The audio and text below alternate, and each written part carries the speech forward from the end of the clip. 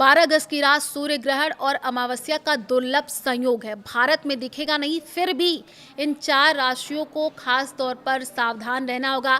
अगस्त के महीने में आपको बता दें कि सूर्य ग्रहण और चंद्र ग्रहण दोनों ही लग रहा है, तो कुछ सावधानियां गर्भवती महिलाओं को भी बरतना चाहिए।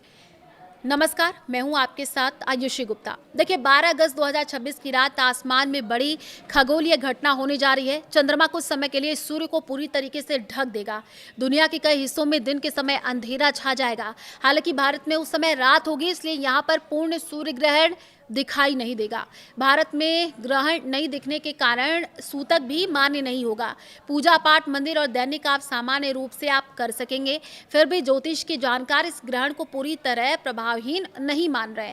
जी हाँ, इसकी वजह ग्रहण का कर्क राशि और साथ ही आश्लेषा नक्षत्र में लगना है। ग्रहण के समय सूर्य और चंद्रमा एक ही राशि में होंगे, अमावस्या भी रहेगी। ज्योतिष मान्यता है कि ऐसी स्थिति व्यक्ति के मन, परिवार, पद और फैसलों पर असर डाल सकती है। विशेष रूप से कर्क, मकर, मेष और तुला राशि के लोगों को थोड़ा संभल करके चलने की सलाह दी गई है। क्या सचमुच अमावस्या और सूर्य ग्रहण का दुर्लभ संयोग है? सवाल ये है। वैज्ञानिक दृष्टि से हर सूर्य ग्रहण अमावस्या के दिन ही लगता है। अमावस्या पर चंद्रमा पृथ्वी और सूर्य के बीच आता, लेकिन हर अमावस्या पर तीनों खगोलीय पिंड एक सीधी रेखा में नहीं होती, इसलिए हर महीने सूर्य ग्रहण नहीं लगता है। 12 अगस्त का ग्रहण इसलिए खास है क्योंकि ये पूर्ण सूर्य ग्रहण होगा। ग्रीनलैंड, आइसलैंड, स्पेन, उत्तरी रूस और पुर्तगाल के एक छोटे हिस्से में सूर्य पूरी तरीके से ढक जाएगा। यूरोप, उत्तरी अमेरिका, अफ्रीका के कुछ क्षेत्रों में आंशिक ग्रहण नजर आएगा। पूर्णता की स्थिति अधिकांश स्थानों पर 2 मिनट से कम होगी। और भारत में कितने बजे सूर्य ग्रहण लगेगा, ये आप जान लीजिए। भारतीय समय के अनुसार ग्रहण की आंशिक अवस्था 12 अगस्त की रात करीब 9:04 से शुरू होगी। ग्रहण का अधिकतम प्रभाव लगभग 11:15 से 17 मिनट के बीच रहेगा। पूरी खगोलीय प्रक्रिया 13 अगस्त की रात करीब 2:27 तक समाप्त होगी। समय को लेकर के अलग अलग वेबसाइट थोड़ा वहां पर आपको अंतर मिल सकता है। इसका कारण आंशिक, पूर्ण और उपछाया चरणों की अलग गणना है।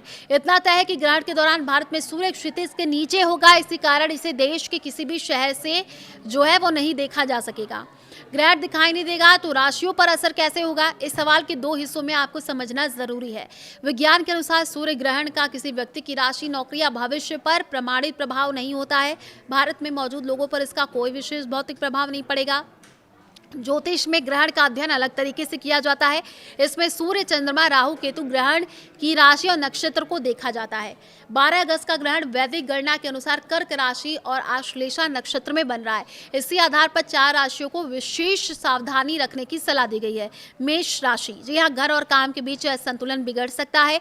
मेष राशि के लिए ग्रहण चौथे भाव से जुड़ता है। ज्योतिष में चौथा भाव घर, माता, साथ ही वाहन, संपत्ति और मानसिक शांति का माना गया है। घर की जिम्मेदारी अचानक बढ़ सकती है। काम का तनाव परिवार तक पहुंच सकता है। वाहन चलाते समय जल्दबाजी न करें। संपत्ति से जुड़ी डील के दस्तावेज ध्यान से पढ़ें।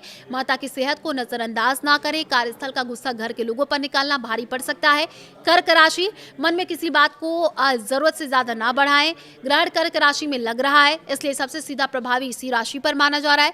मन अशांत रह सकता है। छोटी बात पर परेशानी हो सकती है।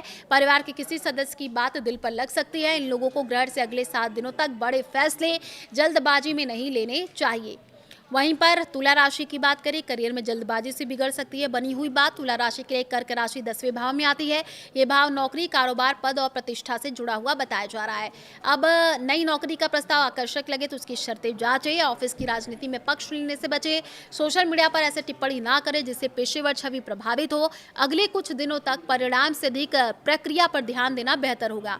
मकर राशि, रिश्तों में शक पैदा कर सकता है परेशानी। मकर राशि से कर्क 7वें भाव में आती है और ये भाव विवाद, साझेदारी और सार्वजनिक संबंधों से जुड़ा माना जाता है। जीवन साथी या बिजनेस पार्टनर के साथ संवाद कमजोर पड़ सकता है। किसी अधूरी सूचना पर प्रतिक्रिया ना दे। पुराने विवाद को दोबारा उठाने से बचे। तो क्या भारत में सूतक लगेगा, ये भी सवाल है। भारत में ये सूर्य ग्रहण दिखाई नहीं देगा। प्रचलित धार्मिक मान्यता के अनुसार जहां ग्रहण दृश्य नहीं होता वहां सूतक लागू नहीं माना जाता। इसलिए भोजन बनाने, मंदिर जाने, पूजा करने या शुभ कार्य रोकने की आवश्यकता नहीं है।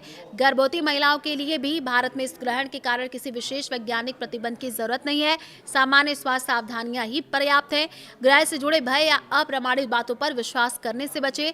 ग्रहण की रात क्या किया जा सकता है? ग्रहण भारत में नहीं देखा गया, इसलिए कोई अनिवार्य उपाय नहीं है। फिर भी जो लोग धार्मिक आस्था रखते हैं वो शांत मन से सूर्य या शिव शिव मंत्र का जाप कर सकते हैं, ध्यान किया जा सकता है। अगली सुबह जरूरतमंद व्यक्ति को अन्न या वस्त्र देना भी शुभ माना जाता है।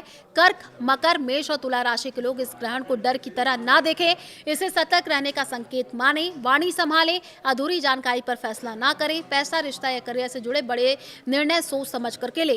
ग्रहण भारत के आसमान में भले नजर न आए, लेकिन ज्योतिषीय गणना में बनने वाला कर्क और आश्लेषा का योग इसे महत्वपूर्ण बनाता है। इसका सबसे सरल संदेश है, ये भावनाओं में बहाने के बजाय तथ्यों को देखें और जल्दबाजी से बचें।